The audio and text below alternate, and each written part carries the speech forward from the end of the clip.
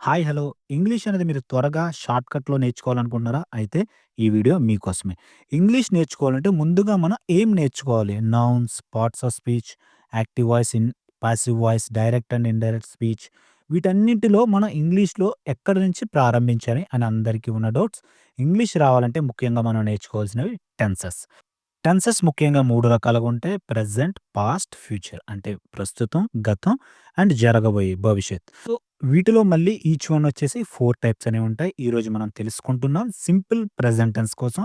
So, నేను tenses కోసం ఒక సీరీస్ అనేది స్టార్ట్ చేయడం జరుగుతుంది. 12 రోజుల్లో 12 టెన్సెస్ అనేది మీకు చాలా సింపుల్‌గా నేను నేర్పిస్తాను. వీటి ద్వారా మీరు ఇంగ్లీష్ అనేది చాలా సులువుగా మాట్లాడగలరు. మన యూట్యూబ్ అనేది ఒకసారి విజిట్ చేయండి.